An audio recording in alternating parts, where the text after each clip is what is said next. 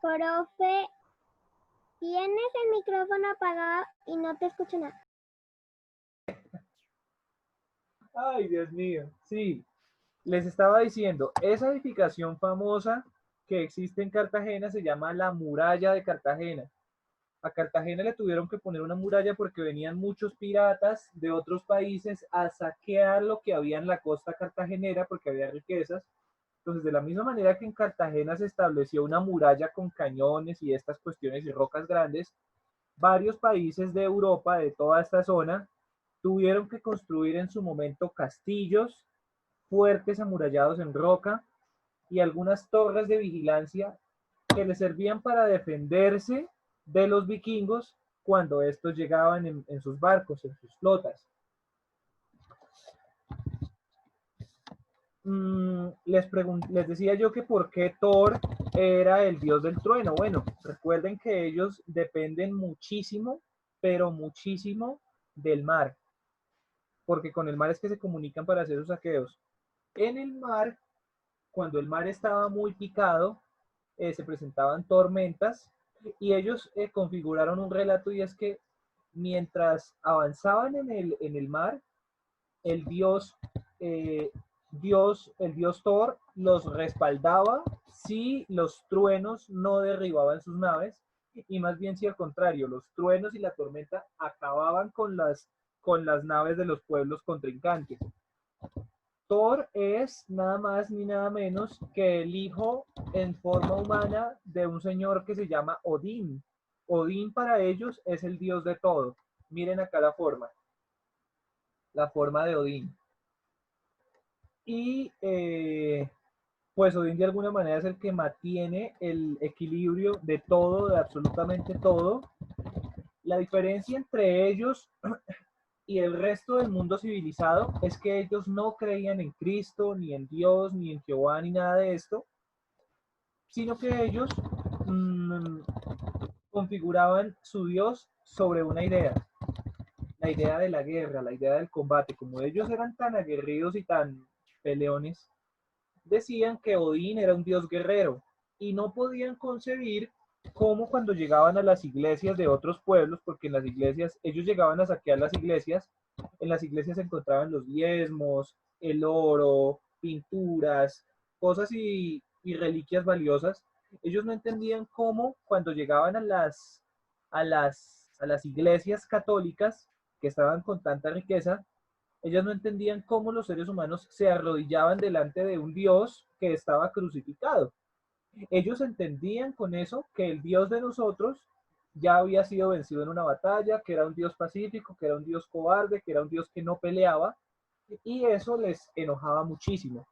Por eso su dios Odín, que era un dios de guerra, de poder, de pelea, nunca hubiera estado en una cruz y más bien siempre estaba en la batalla y de alguna manera eran muy guerreros de alguna manera porque de esa manera expresaban su fe. Se tenía la creencia de que cuando alguien moría iba a un lugar que se llama el Valhalla.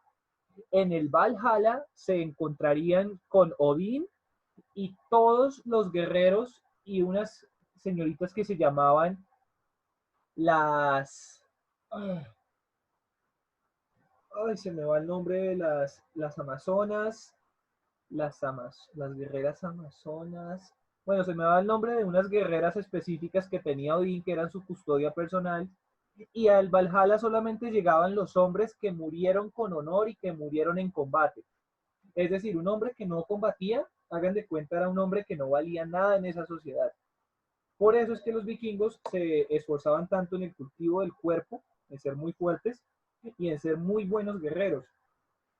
Pocos pueblos se dedicaron a ser tan buenos guerreros como los vikingos, porque recuerden ustedes que para estos siglos, en nuestras sociedades, la idea de progreso para los hombres era educarse, vivir en el temor de Dios, tener un equilibrio espiritual y ser hombres de razón.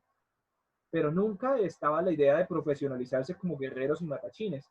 Eso hacía, por supuesto, que a la hora de la batalla, cuando tocaba salir a enfrentar a los vikingos, fueran muy pocos los hombres que eran capaces de ganarles en el uno a uno, en el espada contra espada y lanza contra lanza a los vikingos. Entonces la honorabilidad del vikingo estaba en su capacidad de combatir. Aquí lo muestro en la guía. Entonces los dioses vikingos creían en un gran número de dioses. Ellos creían en muchos dioses. El principal era Odín, que era el rey de todos los dioses escandinavos, y se creía que vivía en un lugar llamado Asgard, la casa de los dioses.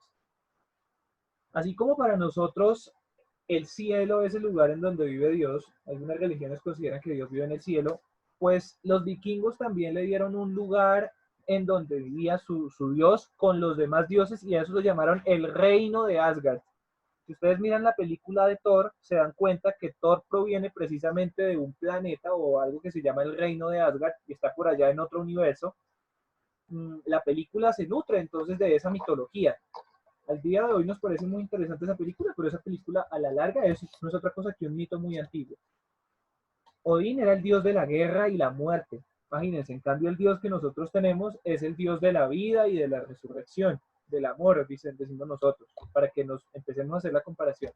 Además de inspiración para los feroces guerreros conocidos como los Berserkers, que se juntaban para generar juntos una frenética rabia antes de lanzarse al combate desprovistos de armadura.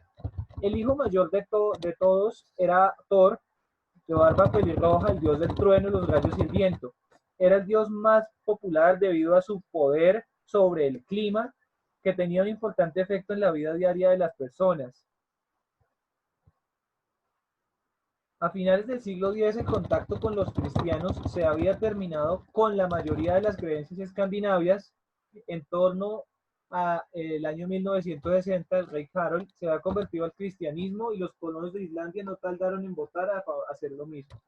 ¿Qué pasa con los vikingos después de mucho tiempo? Resulta que interactuaron tanto y durante tantos años con los pueblos europeos.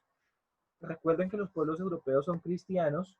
No muy lejos de acá está la Santa Iglesia del Papa, o que llaman la Santa Iglesia, que en varios intercambios culturales, el rey de los pueblos nórdicos con los diferentes reyes tuvieron la oportunidad de cruzarse y establecer tratados de paz. Recuerden ustedes que no siempre todas las batallas las iban a ganar los vikingos, porque aquí hay más población, pueden con el tiempo conformarse embarcaciones, flotas de barcos y ejércitos completos que se van a preparar para atacar Islandia.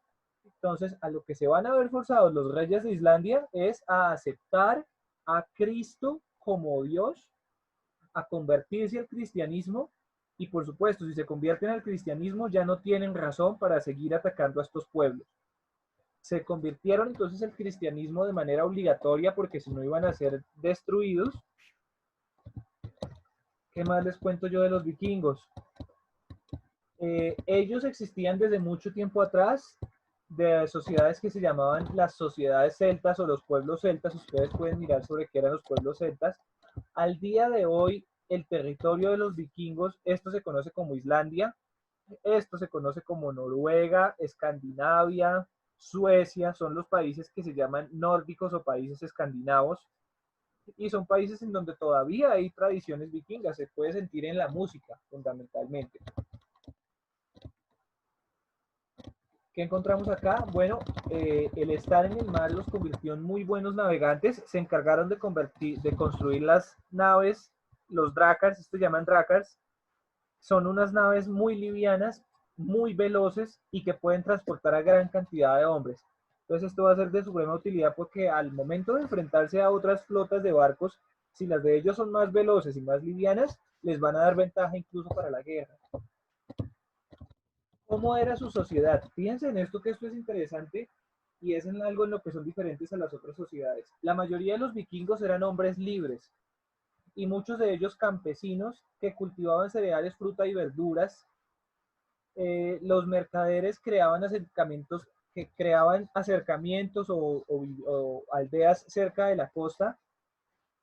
Las primeras ciudades tenían mercados en donde la gente comerciaba con pieles, hierro y telas. Los hombres también comerciaban con esclavos.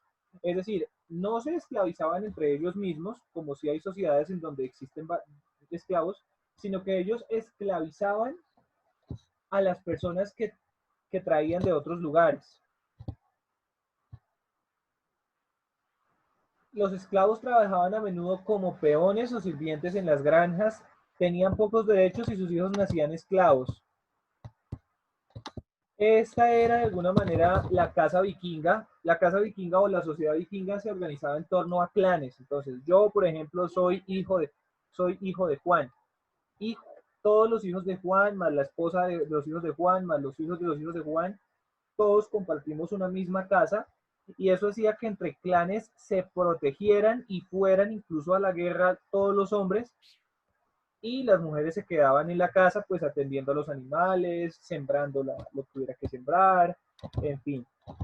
Los vikingos se caracterizaron porque fueron una sociedad en donde las mujeres tenían tantos derechos como los hombres, las mujeres podían ser reinas, el reinado de alguna manera o la jefatura de la sociedad se alcanzaba por el honor militar, es decir, era muy probable que el mejor guerrero de